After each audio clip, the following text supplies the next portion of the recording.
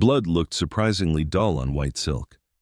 That was the first thing Nora Voss noticed when the gunfire started. But that comes later. Go back 3 hours. Go back to the moment everything was still supposed to be fine. The bridal suite in the basement of St. Augustine's smelled of aerosol hairspray, wilting gardenias, and the particular sour edge of anxiety that no amount of expensive perfume could cover.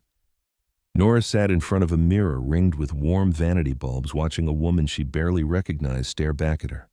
The dress was a $10,000 mistake her future mother-in-law had bullied her into buying at a boutique in Midtown. A structured cathedral-length gown with a corset bodice that compressed her ribs like a slow, deliberate fist. The boning dug into her left side every time she breathed too deeply. She had stopped breathing deeply around 9 that morning. She was 31 years old. She had a master's degree in communications, a rent-stabilized apartment in Queens she was about to give up, and a carefully organized 5-year plan that included a joint savings account, a golden retriever they had agreed to name after a baseball player, and a kitchen she had already picked out cabinet colors for in a neighborhood in Brooklyn they could not quite afford yet. She had built the entire architecture of her future around a man she trusted completely. She needed to find him, not for love, not for reassurance, just for the solid physical reality of him standing next to her, so that the buzzing behind her left eye would quiet down enough for her to get through the next 4 hours without coming apart at the seams. Nora hoisted the heavy skirts, the fabric rustling like something dry and dead, and slipped out of the suite into the dim fluorescent hallway. She heard it before she understood it. A sound coming from the janitor's closet at the far end of the corridor, the heavy wooden door left open by exactly 1 inch. A rhythmic, wet sound that her brain refused to name for 3 full seconds, while her feet continued moving forward on some terrible autonomous impulse she could not override. The smell hit her first, bleach and damp mop strings, and beneath that, unmistakably, the woody bergamot of Elliot's cologne, and layered under it, sweet and synthetic and sickeningly familiar, the artificial strawberry of Laurel Dane's body lotion. Laurel, who had been her closest friend for 7 years. Laurel, who had cried at the rehearsal dinner the night before and told Nora she deserved everything good in the world. Nora did not burst through the door. The movies lie to you about the moment of betrayal. There is no swelling orchestral score, no dramatic collapse, no righteous fury that arrives clean and immediate. What arrived instead was a profound, almost chemical nausea, a slow, hot flood of saliva in her mouth, and a narrowing of her vision to the scuffed linoleum floor, where a black scuff mark curved in the shape of a crescent moon. She pressed her palm flat against the cold plaster wall. The rough texture of the paint scraped against her skin. She let it. She heard Laurel whisper something urgent and breathless. She heard Elliot's voice, the same voice that had promised her forever over cold pasta 3 years ago. Say, wait. Just wait. Nora backed away. Her heels made no sound on the linoleum. She walked back to the bridal suite with the mechanical precision of someone defusing a bomb, placed her hand on the doorknob and locked it behind her with a single clean click. She stood in front of the full-length mirror for a long time. Her lipstick was perfect. Her hair was pinned in an elaborate, unyielding twist. She looked exactly like the woman she was supposed to be today. She felt like a gutted fish left out on a dock in July. 1 tear broke over her lower lash line, hot and stinging, dragging a thick black line of waterproof mascara down her cheek. She didn't wipe it away. She let it ruin the surface. She let it ruin everything that was supposed to look perfect, because something underneath had already gone completely rotten, and she was only just now being allowed to see it. Someone knocked. Nora, honey, it's time. She stared at herself in the mirror for 5 more seconds. The nausea pulled back, replaced by something colder and heavier, a dark, dense weight that settled in her chest like concrete curing in a form. She grabbed a tissue, spat on it, and scrubbed the black streak from her cheek until the skin beneath was raw and red. She unlocked the door. The organ music hit her like a physical blow the moment she stepped into the corridor, a booming vibration that traveled up through the stone floor and into the soles of her feet. Her father was waiting. He was sweating through his rented tuxedo, his eyes soft and proud in a way that made the concrete weight in her chest press harder against her sternum. He kissed her cheek. She tasted bile. The doors opened. 200 faces turned toward her. The red carpet unfurled down the length of the aisle like a tongue. At the far end of it stood Elliot Branagh in a perfectly fitted tuxedo, his sandy hair swept back, his expression arranged into the particular practiced look of awe he used when he closed a difficult sale. Standing a few feet to his left in blush pink silk was Laurel Dane. Her lips were slightly swollen. She would not meet Nora's eyes. Nora walked. Every step sent a jolt of pain up from the satin heels through her calves, and she welcomed it because pain has the useful property of keeping you present in your body when your mind is trying to leave it entirely. When she reached the altar, her father kissed her cheek and handed her off, and Elliot reached for her hands, and his fingers were warm and slightly damp, and he smelled of bergamot, and beneath that faint and damning, the artificial sweetness of strawberry. "You're shaking," he whispered, stepping close. "You look perfect." She looked at him, really looked at him. She saw the slight asymmetry of his jaw, the small scar above his left eyebrow, from a childhood bike accident he had told her about on their second date. He was a stranger wearing a familiar face, a liar performing sincerity in front of 200 witnesses. The priest's voice droned through passages of scripture and obligation. Nora did not hear a word of it. She was watching the small wireless microphone clipped to the priest's lapel and listening to the blood moving through her own ears and making a decision that she understood, even in the making of it, was irreversible. And so if anyone can show just cause why they may not lawfully be joined together, let them speak now or forever hold their peace. The priest paused. It was a ceremonial pause, a half-second gap meant to be filled with nothing before the vows continued. Nobody ever speaks. It is the one moment in a wedding ceremony that belongs entirely to the fiction that everything is fine. Nora pulled her hands out of Elliot's grip. "I have a cause," she said. Her voice was not loud, but in the cavernous silence of St. Augustine's, in the stone and glass acoustic chamber of a church built in 1887, it arrived like a crack of a bat connecting with something solid. The organist hit a dissonant, jarring note and stopped. Elliot's practiced smile dissolved into an expression of pure, uncomprehending panic. "Nora, what are you doing?" he hissed. She turned to face the congregation, 200 frozen faces. She found Laurel near the altar, the color already draining from her cheeks so fast she looked like something carved from wax. Nora leaned slightly toward the priest's lapel mic. "He has been sleeping with the maid of honor," she said, "in the janitor's closet, approximately 15 minutes ago. She still smells like strawberry lotion if anyone wants to verify." The sound that went through the church was not quite a gasp and not quite a scream. It was something more primitive than either a collective physical recoil, the sound of 200 people inhaling simultaneously and not releasing it. Somewhere in the third pew, Elliot's mother made a noise like a small animal. Elliot grabbed Nora's wrist, his grip bruising and tight, his face a mottled, furious red, the performance of awe entirely gone now, and something ugly and panicked in its place. "You're ruining everything," he spat through his teeth. Shut up right now! Let go of me," she said.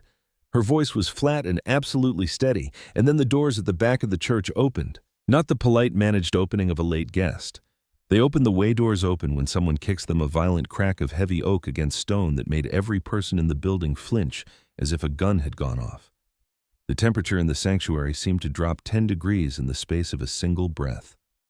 Nora looked down the red aisle. 4 men walked toward her. They wore suits dark and meticulously tailored, but they moved with a particular quality that had nothing to do with elegance and everything to do with controlled threat. The 3 men behind moved with their hands loose near their waists, their eyes scanning the pews with a flat clinical efficiency that made the nearest wedding guests press back in their seats without quite understanding why. But it was the man in front who changed the air in the room. He was tall, broad through the shoulders, in a way that made the space around him seem smaller, with dark hair cut short on the sides, and a jaw that looked like it had been carved rather than grown. He moved across the red carpet without making a single sound. No scuff of shoe leather, no rustle of fabric, nothing. He was a shadow that had learned to wear a suit. The silence that fell over St. Augustine's was a different quality of silence than the one that had followed Nora's words. That silence had been shock. This one was something older and more animal. This was the silence of prey, recognizing a predator in a room with no exits. Elliot let go of Nora's wrist as if her skin had caught fire. She looked at him. He was trembling, actually vibrating with a terror so genuine and so total that it was almost pitiable. Almost. A bead of sweat rolled down his temple and dropped onto the stiff white collar of his shirt, and his eyes were fixed on the approaching man with the wide, helpless look of someone watching a car come toward them and being unable to move. "Oh God," Elliot whispered. "Not now. Please, not now." The man reached the altar. He did not acknowledge the priest who had flattened himself against the marble behind him, as if hoping the stone would absorb him. He did not look at the congregation. He looked at Elliot Branagh with a pair of eyes so dark they appeared to have no color at all. Flat and lightless, and when he spoke his voice was a low, graveled sound that Nora felt in the floor beneath her feet. "Hello, Elliot. I believe you owe me something." His name was Damien Calloway.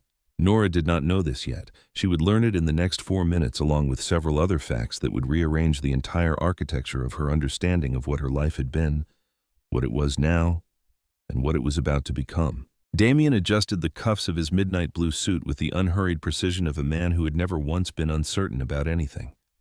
The faint metallic click of his platinum cufflinks was the only sound in the building. Elliot's voice came out in pieces. "Damien, listen, I have the money. I just need a few more days. The wedding, the gifts I was going to pay you tomorrow, I swear to God I was going to pay you tomorrow." Damien tilted his head exactly 1/fraction of an inch. The corner of his mouth moved in something that was geometrically a smile and functionally a blade. "Tomorrow," he repeated. The word came out slow and mockingly thoughtful, the way a surgeon might repeat back an interesting symptom. "You stole $3 million from my shipping ledger, Elliot. You filtered it through a shell company in the Caymans, bought yourself a very nice car, and paid for this rather ostentatious ceremony. You do not have $3 million on the gift table." A woman in the front row. Nora's Aunt Patricia produced a soft, terrified sound. One of the men standing at the back of the church turned his head toward the sound, and the sound stopped. Nora stood at the center of all of it in her $10,000 dress and her corset that was still crushing her ribs with the ghost of strawberry lotion still in her nostrils, and watched the man she had been going to marry collapse slowly into a trembling, weeping heap. He dropped to his knees on the stone floor. The sharp crease of his tuxedo pants broke. He pressed his hands together. "Please," Elliot begged. "Please, Mr. Calloway. I'll get it. I'll sell the car. I'll sell everything." "The house is mortgaged beyond its value," Damien said, sounding profoundly bored. "The car covers a fraction." "No, Elliot. You are bankrupt in every sense of the word." And then Damien shifted his gaze to Nora. It was a slow, deliberate movement, and when his eyes landed on her face, she had the distinct and unsettling sensation of being read rather than looked at. He took in the raw red smear on her cheek where she had scrubbed away the mascara, the rigid set of her shoulders, the precise stillness of her hands at her sides, the way she was standing at the epicenter of a catastrophe and had not moved an inch. He did not look at her with pity. He looked at her with the focused, calculating attention of someone evaluating a piece on a board looking for what it could do that everything else could not. "I heard your announcement," he said. His voice dropped quieter now, calibrated for her alone, even in the midst of 200 people. A bold move, exposing him at the altar. "I respect a woman who prefers to burn the house down rather than live in the ashes." "He burned it down," Nora said. Her voice surprised her with its steadiness. "I just handed out the matches." Something shifted in Damien Calloway's face. Not warmth exactly, more like the recognition of something unexpected and interesting. He turned back to Elliot. "Stand up," he said. The command was quiet and absolute. Elliot scrambled to his feet, swaying. "I'm going to take everything from you," Damien said, his voice dropping to a register that vibrated in the floorboards. "The car, the accounts, the apartment. I'm going to strip your credit to nothing and ensure that you spend the rest of your life working cash jobs just to cover what you owe. You will not own property. You will not secure a loan. You will not eat at a restaurant nicer than a diner without thinking about me." He paused, letting the silence do its work. Then he looked back at Nora. "But I have an immediate problem," he said. "My grandfather is a traditional man. He controls a network of family trusts, and he will not hand over operational control of the eastern ports until I am married and settled. He considers it a question of stability and character." Damien exhaled through his nose a short, humorless sound. "I have no patience for courtships and no interest in the women who circle my world looking for leverage. I need a wife.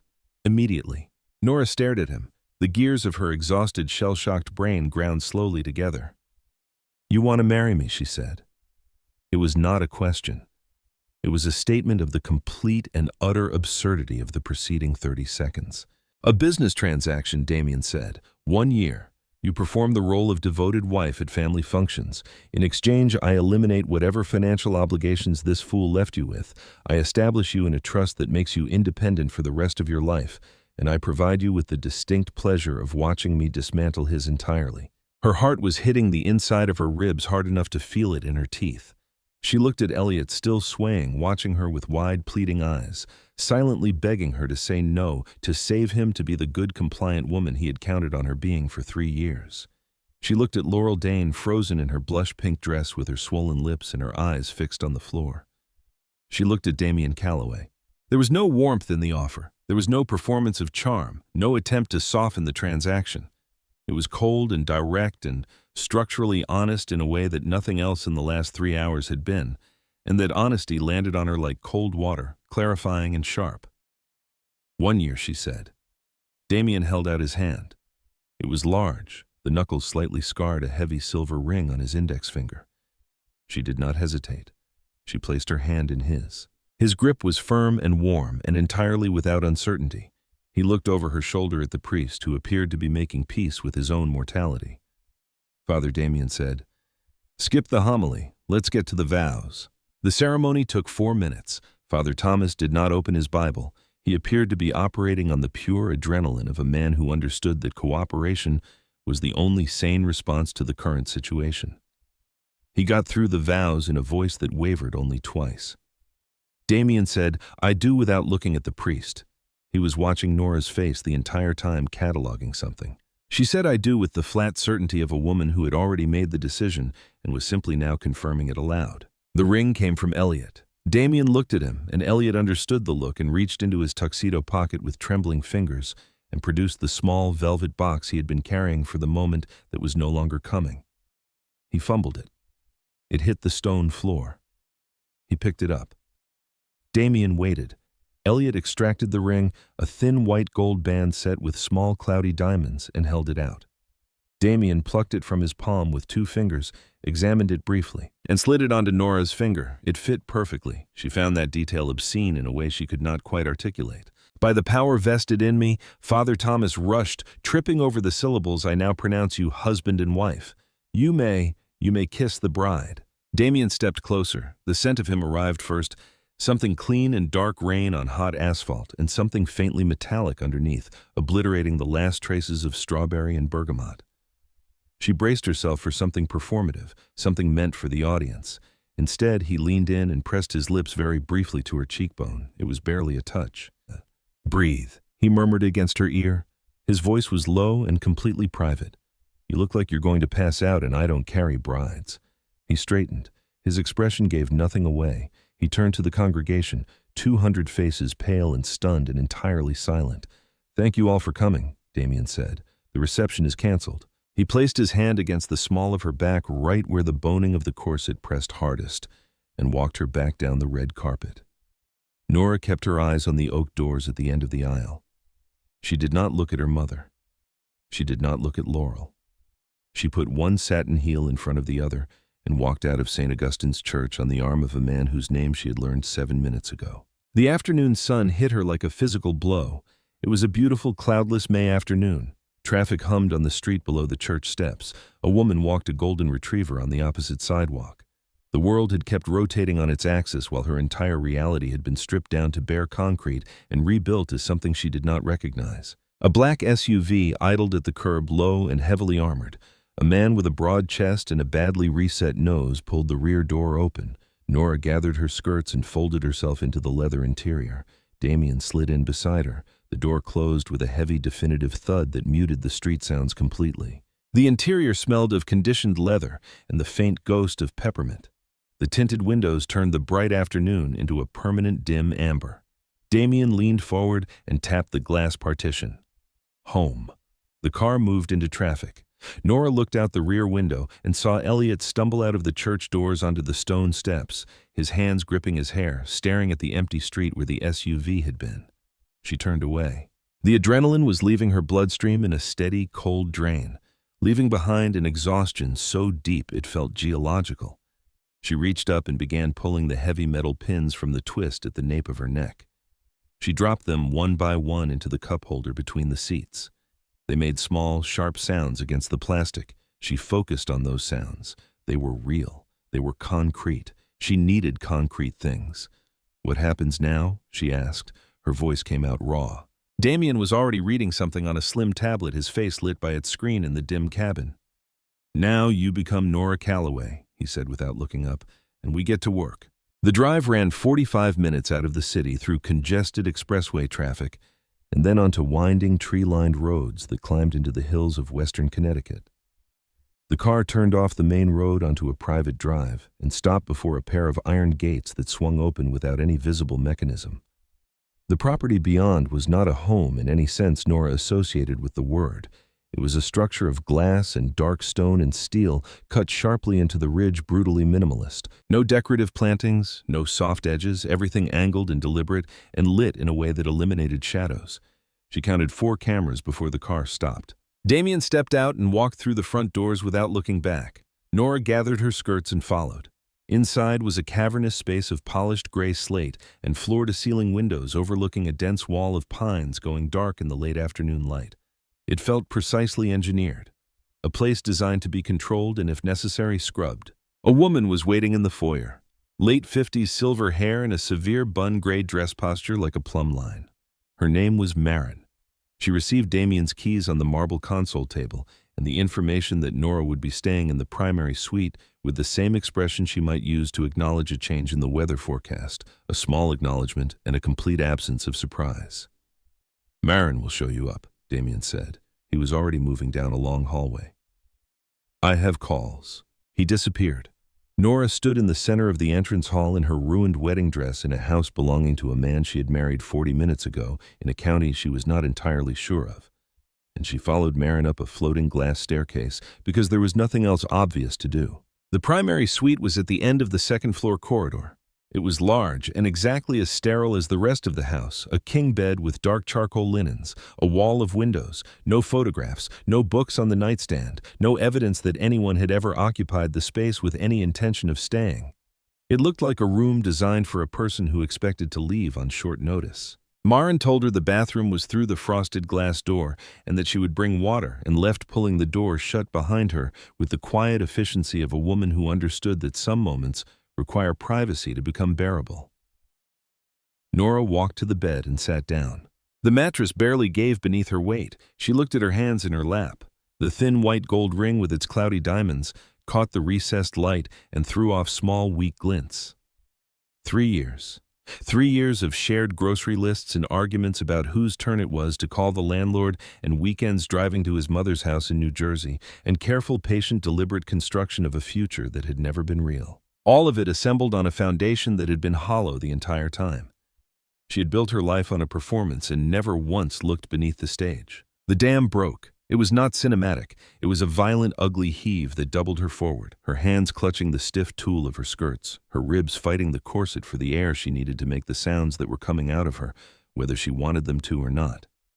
She cried until her ribs ached, until her eyes burned, until there was nothing left to expel, and what remained was a bone-deep exhaustion and a strange, cold clarity underneath it. She needed the dress off. She stood up and reached behind her back, her fingers searching for the zipper hidden beneath the decorative pearl buttons. She could not reach it. Her arms were shaking too badly and the fabric was too stiff, and she pulled and twisted and the rough lace scraped her shoulders raw, but the zipper held. The bedroom door opened. Damien walked in holding a glass of water. He stopped a few feet inside the room. He took in the wreckage of her makeup, the red marks on her shoulders, the way she was contorted trying to reach her own spine, and his expression did not change in any way that she could identify. He set the water on the nightstand. "Turn around," he said. She turned. She felt his fingers at the nape of her neck moving aside the loose strands of her hair with a clinical precision that contained no suggestion of anything beyond the practical. He gripped the top of the zipper. "Hold your breath." She inhaled. He pulled the zipper down in one smooth, forceful motion. The teeth parted with a sound like tearing paper, and the pressure on her ribs released all at once, a sudden profound relief that made her exhale in a long, ragged rush. Her shoulders dropping her spine, finally unclenching from the position it had been locked in since 7 that morning. "Thank you," she said. The words came out barely above a whisper. Damien stepped back. "Fresh towels in the bathroom. One of my shirts is on the counter if you need something to sleep in. Breakfast is at 7. Don't be late." He was already turning toward the door. She held the loosened bodice against her chest with both hands. "Damien," she said. He paused, looked back. Why me? She said. You could have paid any woman to do this, hired an actress. Why walk into that particular disaster and choose me specifically? He looked at her for a long moment. His eyes were unreadable, dark and flat, absorbing the light rather than reflecting it. Because an actress would have hesitated, he said. His voice was quiet. When I walked into that church, I made you an offer that required you to burn the only life you had built to the ground, and you didn't blink. I don't need a professional Nora. I need someone who already knows the cost of staying somewhere that's killing her and still has the nerve to walk away. He turned and left. The door closed behind him without a sound. Nora stood alone in the middle of a stranger's room, in a dress that no longer fit in a life she had not chosen, and stared at the dark wall of pines beyond the glass until they disappeared entirely into the night. She slept for 11 hours without dreaming. She woke to black coffee and the fading sound of a helicopter somewhere above the ridge. For 10 seconds, she lay completely still, staring at the unfamiliar ceiling, letting the memories of the previous day reassemble themselves in the correct order.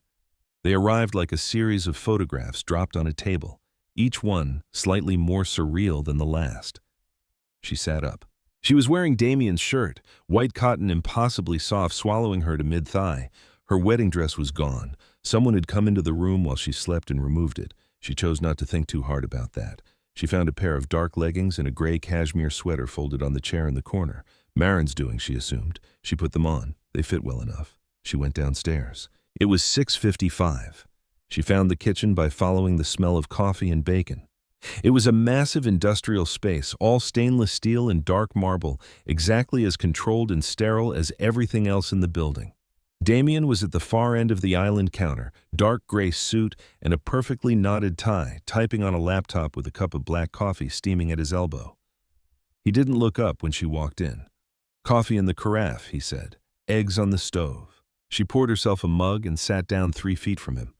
The coffee was strong enough to strip paint, and she was grateful for it. He closed the laptop with a decisive snap and slid a thick manila folder across the marble toward her. "Your new life," he said. She opened it.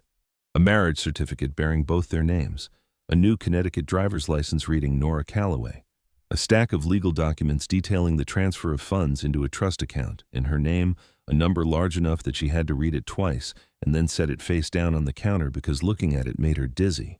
Beneath all of that, a 3-page typed dossier. "What is this?" she said, lifting the pages. "The rules of engagement," Damien said.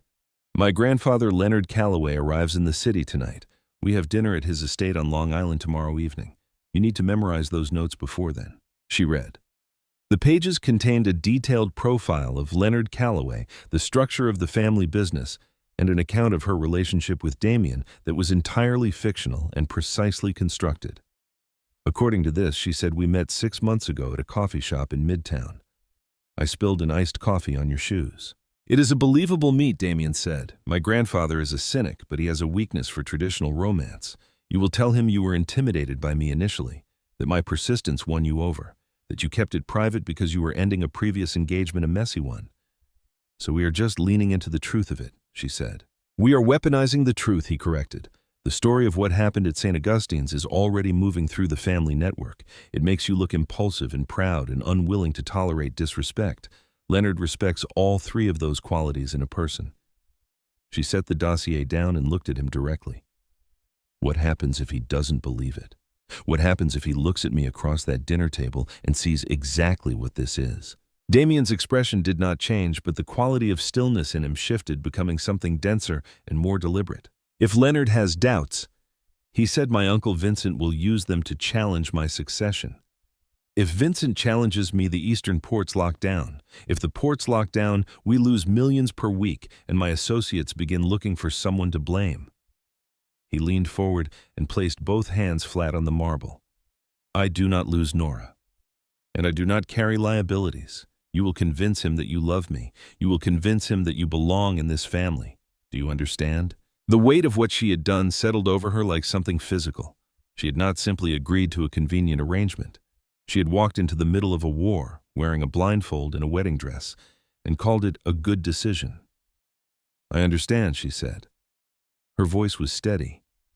"But if I'm doing this, if I'm putting myself on the front line of your family's internal politics, I have one condition of my own." He watched her. It was not hostility in his expression. It was attention. "No shadows," she said. "I will memorize your script and I will perform it, and I will smile at your grandfather and play the devoted wife in front of anyone who needs to believe it. But behind closed doors, you tell me the truth about the danger I am in. If someone is coming for me, I need to know exactly where to stand so I don't get shot." The kitchen was completely silent. He studied her face for a long time, looking for something testing the solidity of the demand against whatever internal criteria he used for measuring people. Then the corner of his mouth moved. "Deal," he said. He stood, tucked the laptop under his arm, and walked toward the hallway. He paused at the threshold. "Memorize the dossier. We have a fitting at noon. You need a dress for tomorrow that says you belong in a room full of people who will be looking for any reason to decide you don't." He left. Nora sat alone in the vast, cold kitchen with her coffee and the fabricated history of a love story that had never happened, reading it carefully, committing it to memory, wondering if she would survive the year, and finding somewhere underneath the exhaustion and the grief and the residual terror a thin, hard thread of something that felt dangerously close to resolve. The fitting was at noon in a room off the compound's east wing that Nora had not seen before, a long, narrow space with ivory walls and a raised platform in front of 3 full-length mirrors, angled to capture every dimension of a body simultaneously. The seamstress was a small, precise woman named Beatrice, who smelled of starch and moved with the efficient, slightly impatient energy of someone perpetually running behind schedule despite never actually being late. She had brought 3 dresses. Damien dismissed 2 of them with a single glance and indicated the third without explanation. It was oxblood silk, not draped, not soft, not forgiving. It clung with the specific intention of something designed to make looking away physically difficult. Long sleeves, high neckline, but the back opened entirely from the base of her neck to the small of her spine. Nora put it on behind a screen and came out and stood on the platform and looked at herself in the 3 mirrors, and felt for a disorienting moment, like she was looking at a stranger who was much better equipped for whatever was about to happen than she was. "Is the open back strictly necessary?" she asked. Her calves still ached from the previous day, and standing on another pair of heels was already sending signals up through her feet that she was choosing to ignore. Damien was standing near the window with his back to her, looking out at the motor court below. He turned. His gaze moved from the hem of the dress upward, not quickly, not with any suggestion of admiration, but with the same measuring quality she was beginning to recognize as simply the way he looked at things he was assessing for function. "My Uncle Vincent will be at dinner tonight," he said. "He expects me to have married a frightened civilian who made an impulsive decision under emotional distress and will spend the evening trying not to knock over her water glass. He will be looking for any weakness he can use. The dress tells him you have nothing to hide and no apology to make." He walked toward her. Beatrice stepped back. He stopped behind her close enough that she could feel the warmth radiating off him, and she watched in the mirror as his knuckles grazed the base of her spine where the silk ended and her skin began. It was the briefest possible contact. She flinched anyway, an involuntary contraction of muscles she could not have prevented with any amount of deliberate self-control. "You're shaking," he said. His voice was low enough that it did not carry past the 2 of them. "I am a marketing manager from Queens," she said, staring at her own reflection. "I have never negotiated with anyone whose idea of leverage involves a man with a gun standing near the door. I'm allowed to shake a little."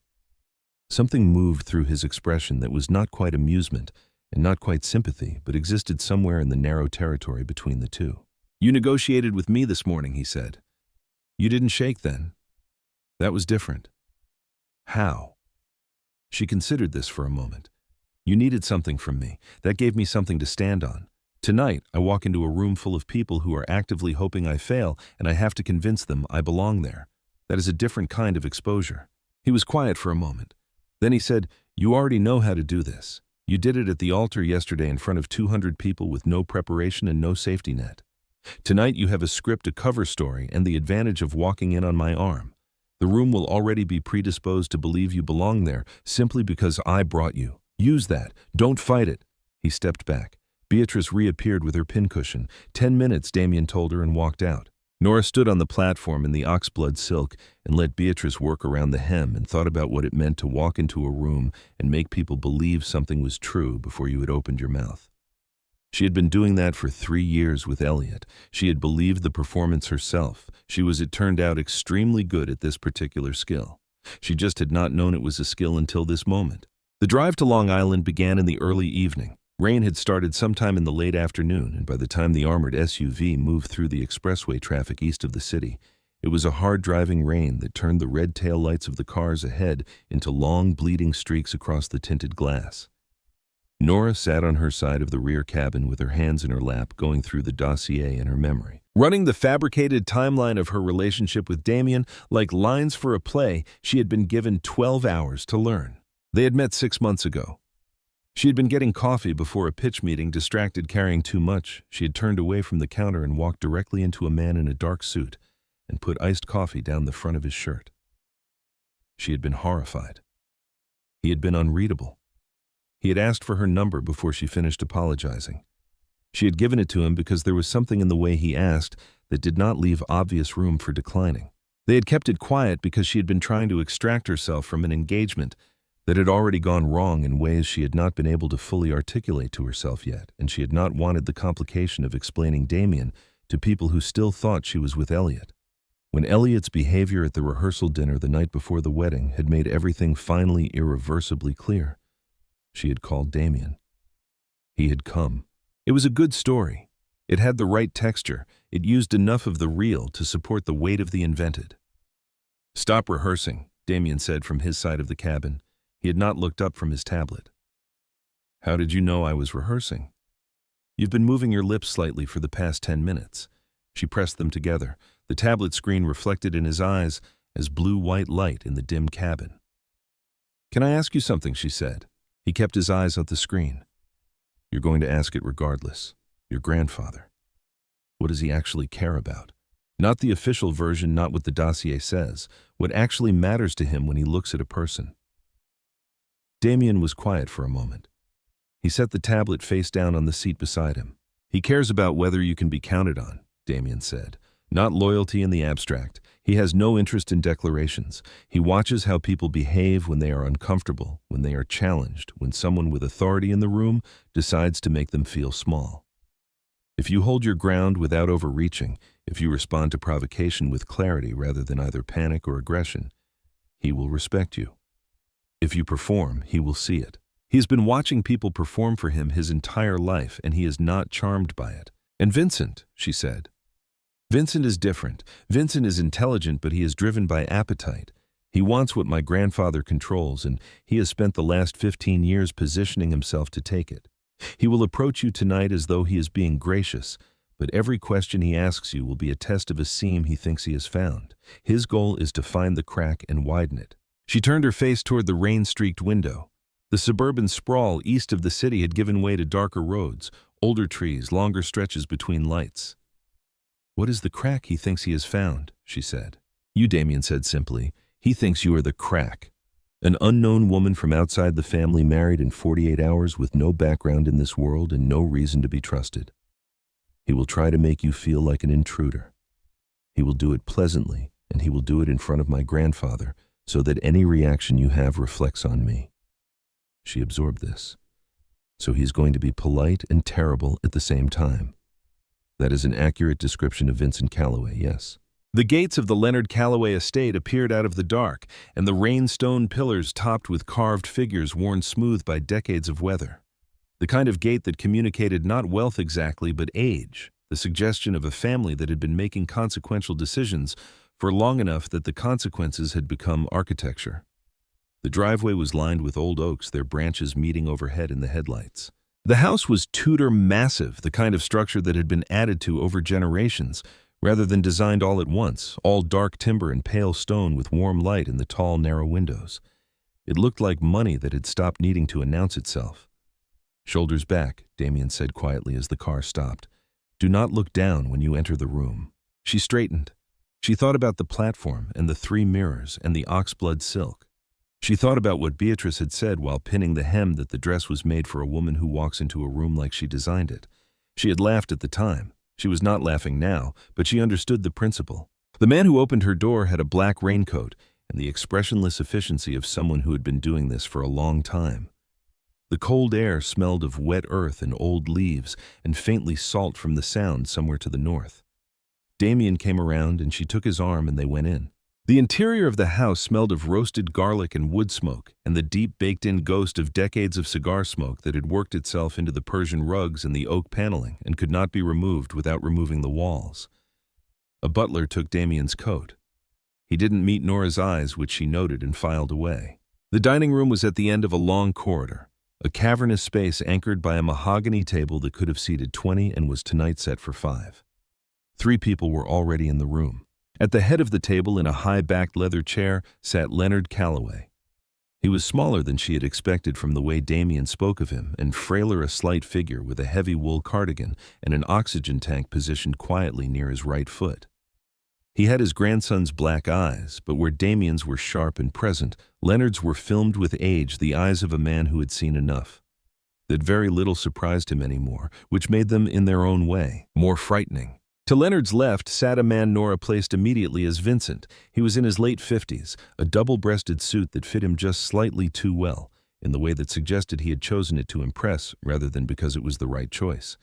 His hair slicked back with a precision that had required effort. He was swirling a glass of amber whiskey, and his eyes were on her the moment she crossed the threshold, a flat evaluating look that he didn't bother to disguise. Beside Vincent sat a woman Nora did not recognize from the dossier, late 40s, elegant in a simple way that did not require the suit's effort, watching the door with an expression of careful neutrality. Gabriel, Leonard said. Then caught himself. Damien. His voice was a rasping wheeze, thin but carrying. You are late. Traffic on the bridge, Damien said. He guided Nora forward. I want you to meet my wife. Nora. The silence that followed was the specific silence of a room full of people deciding simultaneously how to react to information they had been given and had not finished processing. Leonard leaned forward on his silver-tipped cane and let his clouded gaze move over her in a slow, thorough examination that stripped away the oxblood silk and the careful hair and looked for the actual person underneath. Nora held very still. She remembered what Damien had told her in the car. Do not look down. Not from one of the families, Leonard said finally. His voice carried no judgment, only observation. No, sir, Nora said. Irish mostly, with a little of everything else mixed in. Vincent set his glass down. The sound was precise and deliberate. Everything else, he said, and smiled. That is certainly one way to describe what happened at that church yesterday. He tilted his head with the performance of good humor. I heard the story, of course. Everyone heard the story. You walked in on your intended with another woman, and instead of handling it privately, you chose to announce it to the congregation. Then you walked out on the arm of a man you had never met. He paused. That is either the most impulsive thing I have heard in a long time or the most calculating, and I genuinely cannot decide which. The heat that moved through her was not embarrassment. It was something older and cleaner than embarrassment. It was the specific fury of a person who has already paid an enormous price for something and is now being asked to be ashamed of it by someone who paid nothing. She unlinked her arm from Damien's and stepped forward to the table. She placed both hands flat on the polished mahogany and leaned very slightly toward Vincent. My father was waiting to walk me down the aisle, she said. Her voice was completely level. My maid of honor, who had been my closest friend for 7 years, was in a janitor's closet with the man I had spent 3 years building a life with. I had a choice between pretending I didn't know and walking into a marriage built on that pretense, or I could say what was true in the only moment I was going to have to say it. I chose the truth. I don't consider that impulsive. I consider it the only rational response available to me. She met Vincent's eyes and held them. I didn't make a spectacle. I eliminated a liability. I have found that I prefer men who don't hide what they are behind closed doors. It makes everything much simpler. Vincent's smile did not disappear, but it thinned. The quality behind his eyes changed, recalculating. Nora turned to Leonard. I know what this family is, she said. Damien told me. He did not soften it or make it sound like something it isn't. I made my decision with that information in hand, not in spite of it. That is all I can tell you about my character. The rest you'll have to observe over time. The dining room was very quiet. The fire in the grate made a soft sound. Then Leonard Calloway began to cough, a wet rattling in his chest that rose slowly into something that might, at another volume and in another context, have been a laugh. He tapped his cane against the floor twice. She has teeth, Leonard wheezed. He looked past her to Damien. Skinny girl, needs feeding, but she has teeth. Sit down, both of you. Nora pulled her hands off the table. Her palms had left 2 faint damp prints on the mahogany. She pressed her hands against the seams of her dress and took the chair Damien held out for her. Dinner was a long tectonic exercise in maintaining a surface. The food was heavy braised short ribs and a rich dark risotto and bitter greens that tasted slightly of the earth they had come from. And Nora ate with the mechanical focus of someone who understands that the act of eating normally is itself a kind of performance of composure. She drank 2 glasses of the red wine.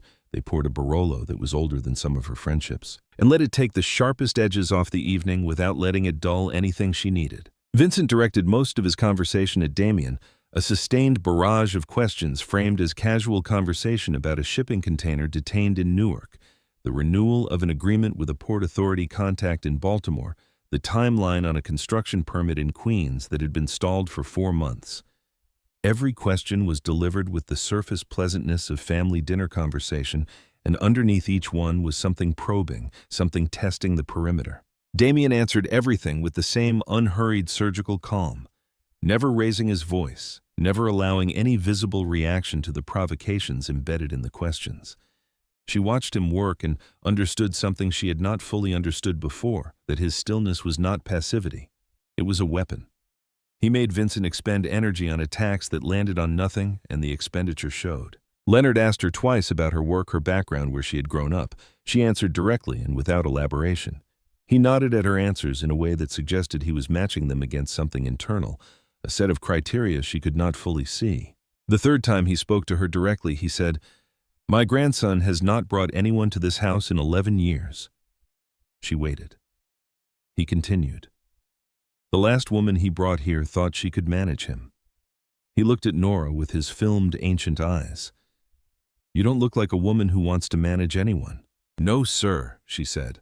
I look like a woman who wants to be left alone to make her own decisions in peace, and has discovered that this particular arrangement offers the best available conditions for that.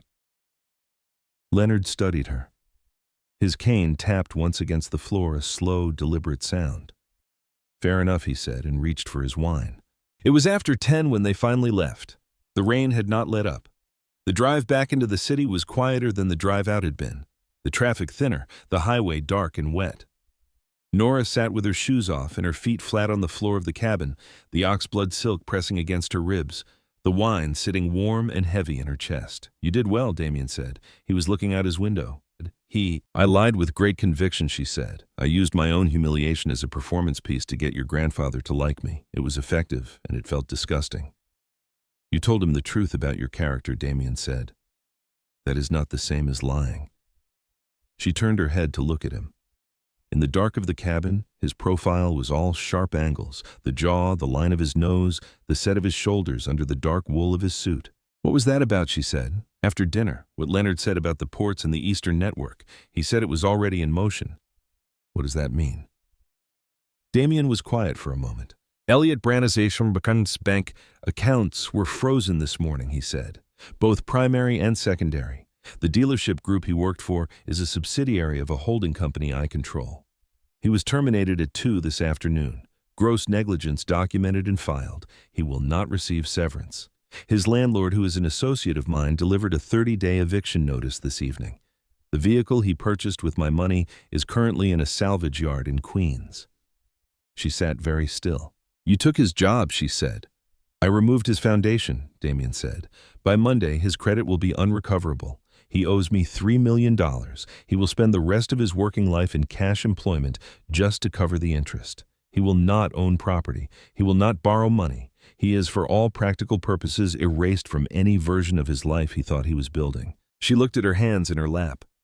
She thought about the closet, the specific sound of it, the smell. She thought about the way Elliot had looked at her at the altar, not with guilt or grief, but with a furious, panicked blame, as though her knowing was the offense and not the thing she had come to know. He had not been sorry. He had only been caught. Do you pity him? Damien asked. He was watching her now. The question was not rhetorical. He was genuinely measuring something. She considered it honestly for a moment. No, she said. The word came out quiet and solid and entirely true. I don't pity him at all. Damien held her gaze for a moment longer. Then he reached across the center console and placed his hand over hers. It was not a romantic gesture. It was not tentative. His grip was warm and complete, his palm covering the back of her hand entirely, and she understood from the quality of it that it was meant to be steadying rather than anything else. But she also noticed that he did not remove it. They rode in silence for several minutes, the rain on the roof, the blur of highway lights, his thumb moving in a slow, absent circle against the back of her hand that she was not sure he was conscious of. She did not pull away. When she thought about it later, she would understand that this was the moment, not the church and not the kitchen and not the room with the 3 mirrors, but this dark, quiet car moving through the rain with his hand over hers, and neither of them saying anything about it. The following days settled into a routine that was not quite normal and not quite comfortable, but had its own logic. She memorized the compound, its layout, the camera angles, which doors locked from which sides. She spent mornings in the East Wing study with access to a laptop and a brief that detailed the public-facing structure of the Callaway business network, which was extensive and layered and maintained the surface appearance of a diversified maritime logistics company with interests in real estate and private equity. She read it the way she would have read a competitive analysis at her old job, looking for the pressure points, the places where the structure supported more weight than it should, the dependencies that created vulnerability. She was good at this. She had always been good at finding the seams in a system.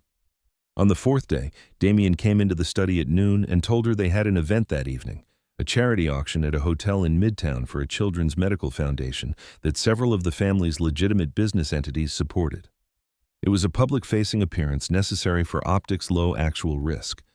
She should wear something appropriate. She wore a dark navy dress that Marin had added to the wardrobe that had appeared in her suite without discussion, and they went, and she moved through the crowd at his side with the script and the posture and the expression she had been rehearsing, and she was good at it. She found the genuine warmth in the room where it existed and reflected it back. She navigated the questions about how they had met with the practiced ease of someone telling a story they had told before. And twice during the evening, she caught Damien watching her from across the room with an expression that was not the blank assessment she had become accustomed to, but something more specific, something she could not entirely name. It was during that evening, during the 2nd hour of the auction, that a woman approached her while Damien was occupied with a man from the Harbor Authority. She was in her mid-40s, angular and composed, in a slate-gray dress that was expensive in the way that required no announcement. Her name was Iris Vane, and she introduced herself with a handshake that was firm and dry and brief, and she looked at Nora with an expression of complete courteous neutrality that was somehow more unsettling than hostility would have been. "I wanted to introduce myself," Iris said. "I have known Damien for a long time. Our families have done business together for many years. It's good to meet you," Nora said. "I imagine everything is very new," Iris said. "This world, the way it works." She smiled, and the smile was technically perfect. "I only want to say that if you ever have questions about how things function, about what to expect, I am happy to be a resource. I have a certain amount of experience with the particular position you are in." There was something in the phrasing. Nora looked at her more carefully. "That's very generous," she said. Iris held her gaze for a beat longer than comfortable. "He is a remarkable man in many ways," she said. "But he is built to keep people at a very specific distance. I know because I spent 2 years trying to close that distance." She paused. "I only want you to understand what you have stepped into. The role can be very convincing from the inside." Then she smiled again, a final clean smile, and excused herself and moved away into the crowd. Nora stood very still for a moment with a glass of sparkling water in her hand and a complicated cluster of reactions she did not yet have language for. She said nothing about it to Damien on the drive home. She said nothing about it the next morning. She sat with it for 2 days, turning it over, looking at it from different angles, the way you look at something that might be a warning or might be a manipulation, and you cannot tell which without more information. On the evening of the 3rd day, she went to find him. He was in the study off the main hallway, the one she was not usually in, the one with the heavy desk and the window that faced north. He was reading something printed on paper, which she had noticed he preferred for certain things, and he set it face down when she came in, which she also noticed.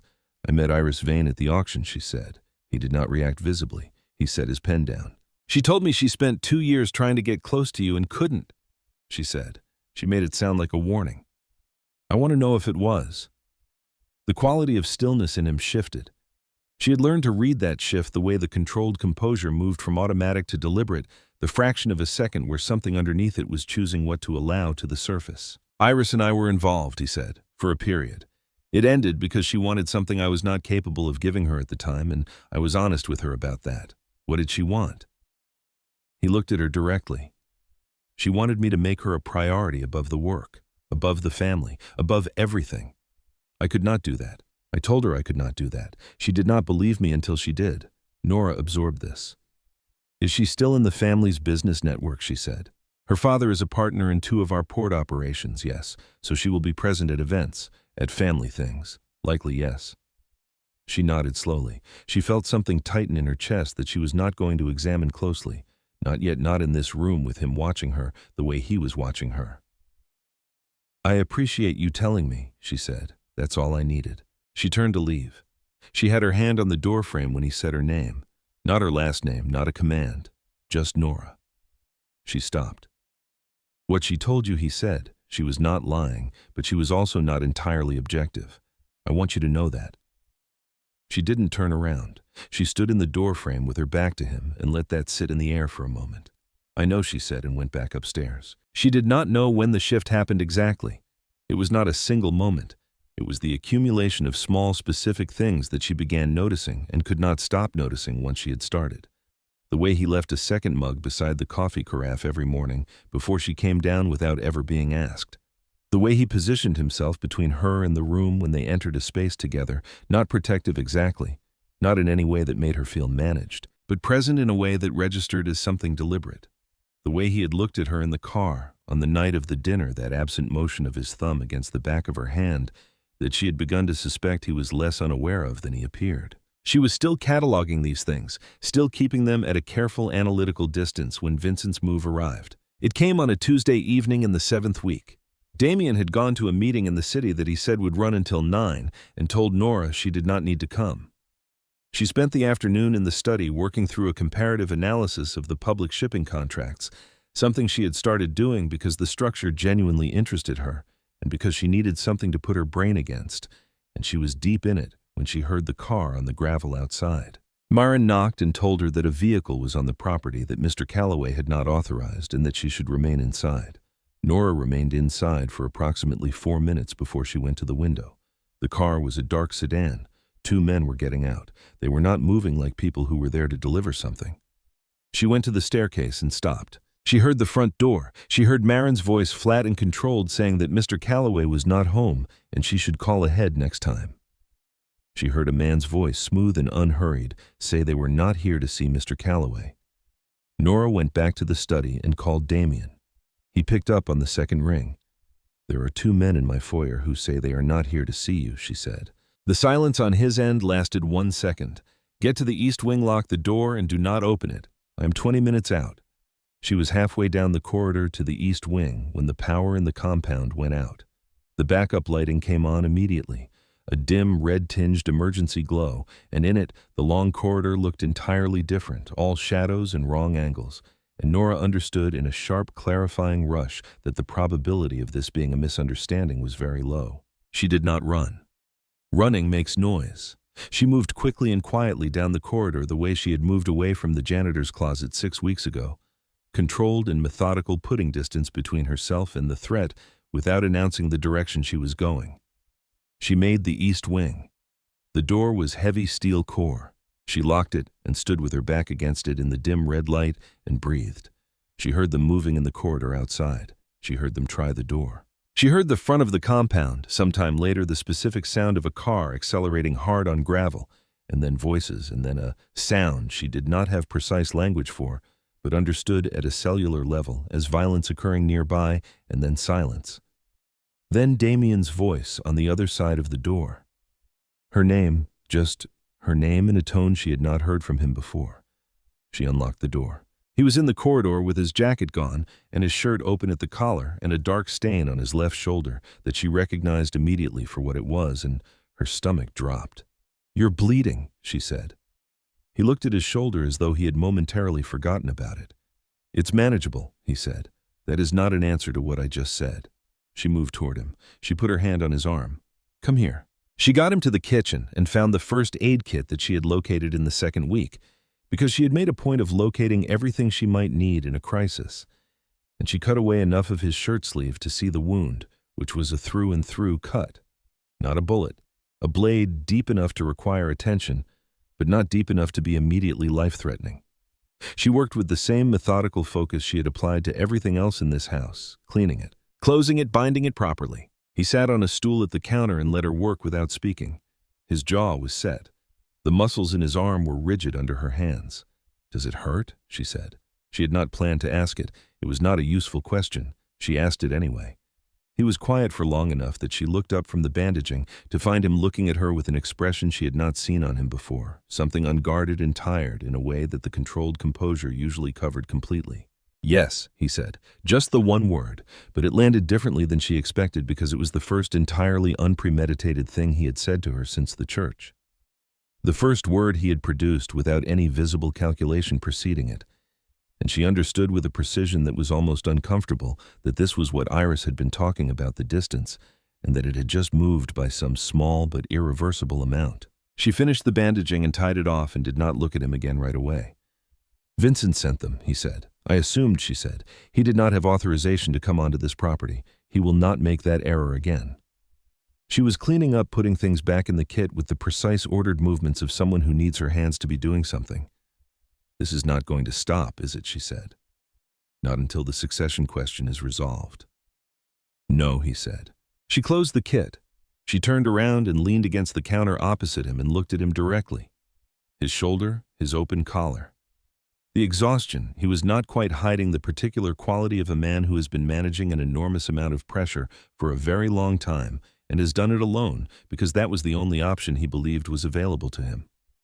"Then we need to resolve it," she said. He looked at her. "And I think I know how to start," she said. "But I need access to everything you have on your father's accident. Everything. Not the official record, the actual record." Something moved through his face that was fast and controlled and then gone, but she had seen it. "Why," he said. "Because I'm a research professional," she said. "And because I have been doing this for 7 years and I'm very good at it. And because you said no shadows. That goes both ways." He did not give her everything that night. He gave her enough to begin. What he placed on this desk in the north study before midnight on that Tuesday was a manila folder thinner than she expected, given the weight it apparently carried. Inside were 3 documents: a copy of the Coast Guard incident report from 12 years ago, a salvage assessment of the vessel, and a single handwritten note in Leonard's script that said only the name of the marina and a date, 2 weeks after the accident, with a phone number beneath it that had been crossed out and rewritten twice. Damien set these on the desk and stood back and said nothing, and she understood that the act of handing them to her had cost him something he was not going to name. She did not ask him to stay. He did not offer to. She worked until 3 in the morning. The Coast Guard report was official and clean and explained nothing beyond what had been reported: a navigational malfunction, a fuel line failure, a fire that had consumed most of the evidence before the vessel could be reached. The salvage assessment noted irregular burn patterns in the engine compartment that the assessor had flagged as inconsistent with a standard fuel line failure, and then noted in the same paragraph that the extent of the damage made definitive conclusions impossible. It was the kind of language that could mean nothing, or could mean someone had ensured it would mean nothing. The phone number in Leonard's note, rewritten twice, belonged to a man named Ray Coburn, who had worked as a harbor master at the marina in question from 1998 to 2015. Nora found this through a combination of public maritime licensing records and a professional networking database that she accessed through a freelance journalism credential she had maintained from a side project years ago and had never gotten around to canceling. She sat with that name for a moment, then she went to bed. In the morning, she did not tell Damien what she had found. She needed to verify it first. She needed it to be solid before she put it in front of him, because she understood without being told that handing him something incomplete or wrong would not only be useless, it would be its own kind of damage. She spent the next 11 days building the case the way she had been trained to build a market analysis, from the outside in, from public record, toward private truth, from the shape of the absence toward the thing the absence was designed to conceal. She filed a public records request for the full Coast Guard investigation file under the freelance credential. She tracked Ray Coburn to a retirement in coastal Maine through a property tax record and a fishing license renewal. She found 2 local news articles from the period after the accident that quoted a marina employee, unnamed, expressing concern about the speed of the official conclusion. She cross-referenced the timeline of Vincent Calloway's assumption of operational control over two of the family's largest port contracts against the date of the accident and found that both transfers had been in negotiation for months prior and had been finalized within 6 weeks of the fire, at terms significantly more favorable to Vincent than the previous arrangements had been. None of it was a confession. None of it was the kind of evidence that would hold up in a courtroom. But taken together, assembled with precision and laid out in chronological order, it told a story that had only one coherent explanation. She called Ray Coburn on a Thursday afternoon, sitting at the desk in the East Wing study with the door closed, her voice steady and her notes in front of her. She introduced herself as a maritime insurance researcher conducting a routine review of historical incident files. Coburn was in his 70s and retired and living far enough from anyone it might matter that he talked more than she had expected. He told her that a man had come to the marina 2 days before the accident. He described him in terms that matched Vincent Calloway with a specificity that would have been difficult to fabricate. The suit that was slightly too deliberate, the hair, the particular quality of his smile. The man had asked about the vessel, about its maintenance schedule, about who serviced the engine. Coburn had not thought much of it at the time. He had thought a great deal about it afterward. He had told no one because no one had asked him, and because by the time he understood what he had seen, the investigation was closed and the family involved was not the kind of family where a harbor master from Maine would expect his testimony to be welcome or his person to remain untroubled. Nora thanked him. She closed her notes. She sat very still in the East Wing study for a long time. Then she gathered everything: the public records, the timeline, the cross-reference contracts, the notes from her conversation with Coburn, and she put them in order and carried them down the hallway to the North study and set them on Damien's desk. He was there. He looked at the stack of papers. He looked at her. "Because you said no shadows," she said. "That goes both ways." She left him with it and went upstairs and did not come down until the following morning. She did not hear him come upstairs that night. But when she passed the library on the second floor at some point after 2 in the morning, unable to sleep, the light was on under the door. She stood in the hallway for a moment. She thought about knocking. She did not knock.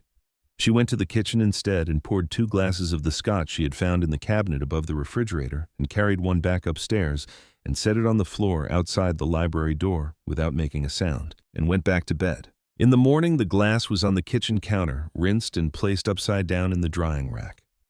He did not mention it. She did not mention it. But something had shifted in the way he occupied the same space as her. Something incremental, and not entirely comfortable, the way the air changes in a room when a window that has been sealed for a long time is finally opened, a new pressure, a new circulation. The sense that something that had been static was now moving. 3 days later, Leonard called. Not Damien, Leonard. He called the number that had been assigned to Nora's new phone, and when she answered, his voice was the familiar rasp, thinner than it had been at dinner, but carrying the same compressed authority. "I would like to see you both," Leonard said. "This week. Alone. Not a dinner, not an event, just the 3 of us." She told him she would relay the message. She went to find Damien. They drove to Long Island on a Friday afternoon, with a sky the color of old pewter pressing down on the expressway. Leonard was in the sitting room off the main hallway rather than the dining room, in a wingback chair near the window, with his oxygen tank and a cup of tea going cold on the table beside him. And he looked, Nora thought, like a man who had made a decision and was living in the particular quiet of the period after a difficult decision and before its consequences. "Vincent is not here," Damien observed. He stood near the door. "No," Leonard said. "Vincent is not here. Sit down, both of you." They sat. Leonard looked at his hands for a moment. His hands were the hands of a very old man, the skin thin and the tendons prominent, and he turned them over once and then set them flat on his knees. "I have something to tell you," he said, "and I want you to let me finish before you say anything." He told them that he had known about the circumstances of his son's death for 9 years. Not the full picture, not everything, but enough. Enough to have understood that the fire had not been an accident, and enough to have understood who had benefited most from its timing. He had not acted on this knowledge. He had not acted on it because in the year following his son's death, when he had first begun to suspect, he had weighed what he knew against what he could prove, and had understood that what he could prove was nothing. Vincent was careful and patient, and had covered his tracks with the thoroughness of a man who had been planning this for a long time. To move against him without proof would have fractured the family and the business beyond repair. and Leonard had convinced himself that protecting the whole was the responsible choice, the necessary sacrifice. The decision a patriarch was required to make. He paused. He looked at Nora. "I told myself that for 9 years," he said. "I became very fluent in the justifications." He turned his teacup in its saucer once. "Last week I received by courier a package that contained a more complete record than I had ever assembled myself. Research I could not have done, sourced from public records, from maritime databases, from a witness account I did not know existed." He looked at her steadily. "I know it came from you," he said. The room was very quiet. Damien did not move. "You are not what I expected," Leonard said to her. "I expected someone frightened, or someone ambitious, or someone performing gratitude for a situation that had rescued her from a difficult moment." He paused. "I did not expect someone who would spend 11 days building a case for the son of a man she had never met, using skills she had developed for an entirely different purpose, and then hand it over with no negotiation and no stated expectation of return." Nora said nothing. "I owe my grandson an apology that I do not have enough time left to fully pay," Leonard said. He turned to Damien, and what was on his face was not the authority of a patriarch. It was something older and more painful than that, the specific grief of a person who has protected the wrong thing for the wrong reasons for long enough to understand the full cost. "I chose silence over justice, and I told myself it was wisdom. It was not wisdom. It was fear." He reached into the pocket of his cardigan and produced a second envelope and set it on the table between them. "Everything I have," Leonard said, "everything I kept, every piece of documentation I collected and did not use. It is yours now. Do with it what you should." Damien looked at the envelope for a long moment. Then he picked it up. He didn't say anything to his grandfather. He stood up and walked to the window, and stood there with his back to the room, the envelope in his hand, and Nora watched the set of his shoulders, and understood that what was happening in him in that moment was not something that had language yet, and that this was not a time to try to give it any. Leonard looked at her. "Thank you," he said simply. She nodded. The family council met the following Tuesday. It was not held at Leonard's estate, and it was not held at the compound. It was held at the offices of the family's primary holding company in Midtown. A boardroom on the 34th floor with a view of the Hudson going gray in the November light. And there were 7 people seated at the table when Damien and Nora arrived, and Vincent was among them at the far end in his slightly too deliberate suit, his expression arranged into the pleasant, watchful composure of a man who believes he is the smartest person in a room and has stopped finding this interesting. Damien placed the combined documentation on the table. Leonard's materials and Nora's research organized and indexed, copied for each person present.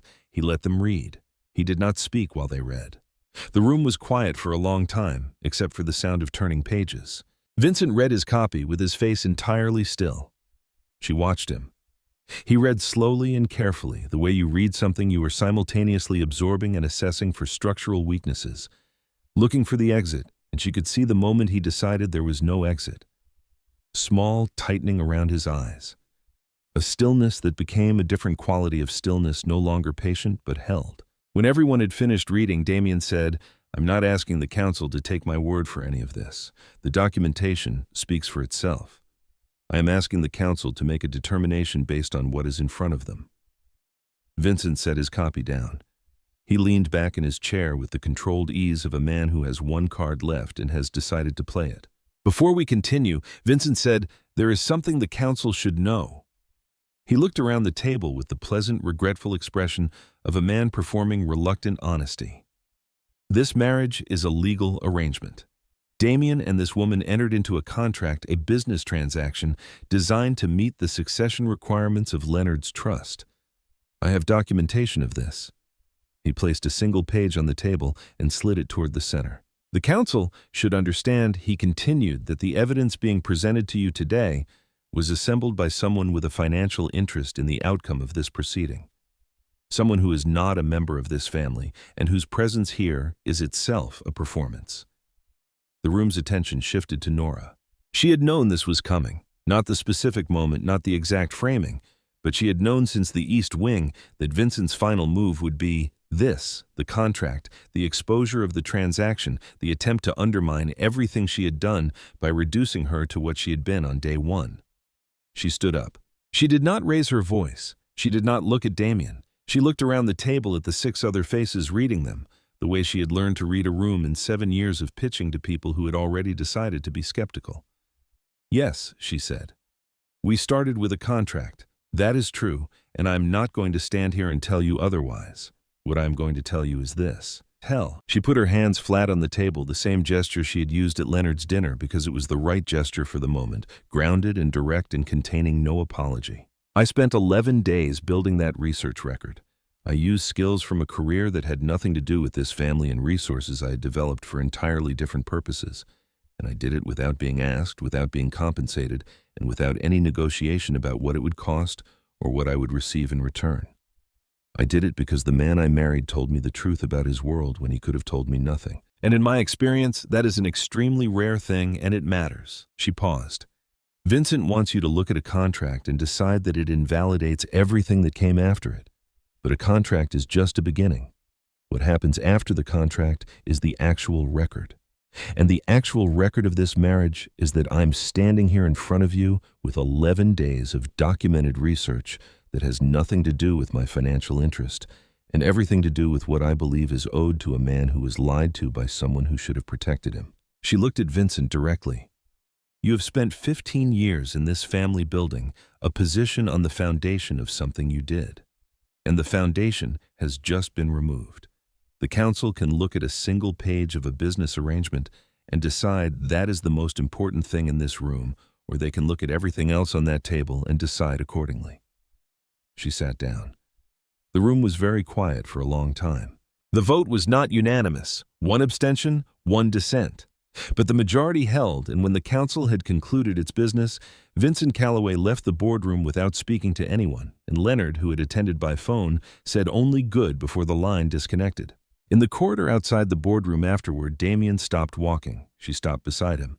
They were alone in the hallway, the city visible through the floor-to-ceiling windows at the far end, the Hudson pale and flat in the November light. He looked at her for a long moment. She held the look. "Thank you," he said.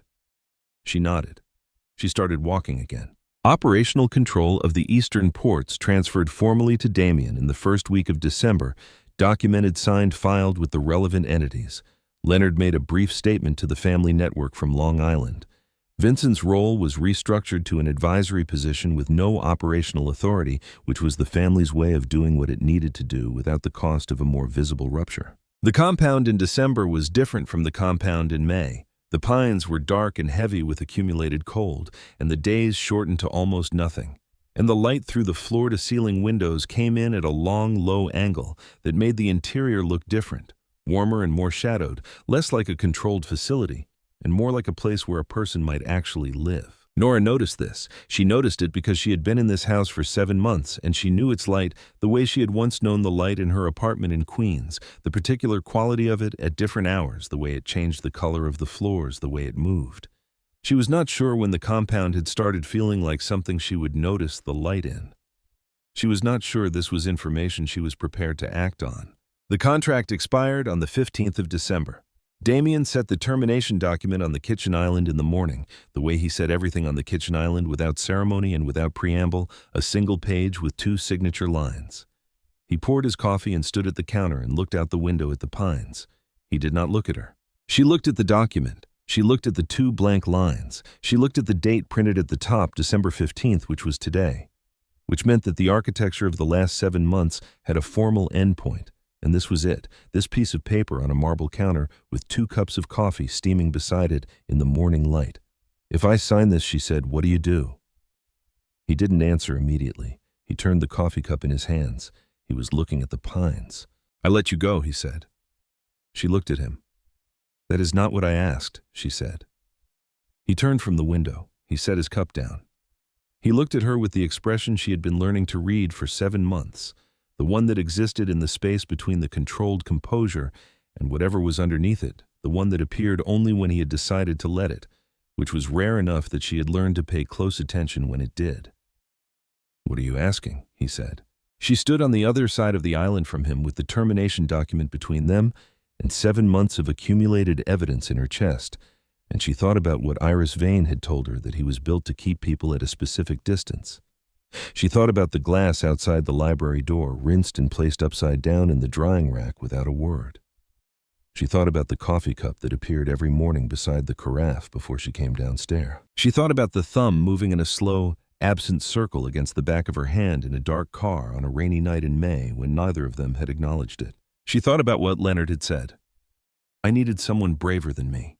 "I'm asking," she said, "whether this document is what you actually want, or whether it is what you put on the table because you thought it was what I would want, and you were not going to ask me to stay without giving me the option to leave cleanly." He was very still. "Because those are two different things," she said. "And I have been in this house for 7 months, and I have learned a number of things, and one of them is that you do not do anything without a reason. So I would like to know what the reason for this document actually is." He looked at her for a long time. "I put it there because you deserve the choice," he said, "because you came into this without one, and you have earned the right to leave without cost if that is what you want." She looked at the document. She looked at the 2 blank lines. "What do you want?" she said. The kitchen was very quiet. Outside, the pines were dark and still in the December morning. The coffee was going cool. "I want," he said, and stopped. He looked at her with the careful precision of a man choosing words that he understands he cannot take back. "I want you to stay. Not because of a contract, not because of Leonard or the ports or anything that has a practical justification. I want you to stay because this house is different when you are in it, and I have not found a version of the next year that I can build a coherent picture of without you in it. And I understand that is not a reasonable thing to tell someone who came here under the circumstances you did, but you asked me what I want, and that is an honest answer." The silence after this was the specific silence of something irreversible having been said. She looked at him. She thought about the woman she had been in the bridal suite 7 months ago. The one who had pressed her hand against a cold plaster wall in a fluorescent hallway and decided that if she was going to be dragged into hell, she might as well hold the devil's hand. She thought about what it had taken to become the woman who stood in a boardroom and said the thing that needed to be said without flinching. She thought about what it cost to learn to breathe in the dark and what it means when you realize you have learned it. She reached out and picked up the termination document. She looked at it for a moment. Then she folded it once along the center and set it back down on the counter. "I started this because I had nothing to lose," she said. "The problem is that somewhere in the last 7 months that stopped being true." He didn't move. He was watching her with an attention that contained no performance and no calculation, just a directness that she had come to understand was the rarest thing he was capable of offering anyone. She walked around the island. She stood in front of him and looked up at him, and for once in 7 months of carefully managed proximity, she did not hold any of it at a clinical distance. "I'm not signing that document," she said. He reached up and placed his hand against her face the way she had not known she was waiting for him. To not tentative, not performative, just present his thumb along the line of her jaw, and she felt something that had been held at tension for a very long time. Finally, release. He said her name. Just Nora. The way he had said it in the corridor outside the East Wing, without rank and without command, just the sound of it, and this time she understood exactly what it meant. She had come to this house in a ruined dress with a raw red mark on her cheek and no plan and no safety net and nothing to her name but a capacity for making irrevocable decisions without flinching. She had thought she was choosing the lesser of disasters. She had thought she was surviving. She had not understood yet that sometimes the thing you walk toward in the dark is not a disaster at all. Sometimes the thing in the dark is the first honest thing you have ever moved toward, and the darkness is simply what it takes to see it clearly. She thought about all the things she had built in the past 7 months that had nothing to do with the contract and everything to do with choice. The research, the boardroom, the glass outside the library door, the way she had learned the light in this house, the way she had stopped measuring the distance between what she was performing and what she actually felt because somewhere the distance had closed, and she had not marked the exact moment it happened, only that it had. Outside, the December pines stood dark and enormous against a sky that was just beginning to go pale at the horizon with the suggestion of morning coming properly, and the kitchen was warm and the coffee was cold, and the folded piece of paper on the counter between them was already becoming something that had happened a long time ago. Later, she would try to identify the exact moment the performance had ended and the real thing had begun. She would not be able to find it. It was not a moment. It was the accumulation of 100 small, specific things, a thumb moving in the dark, A glass left outside a door, 2 words said without calculation in the back of a car on a rainy night in May. That is the thing about learning to breathe in the dark. You do not notice you have learned it. You only notice one morning that the dark has become home.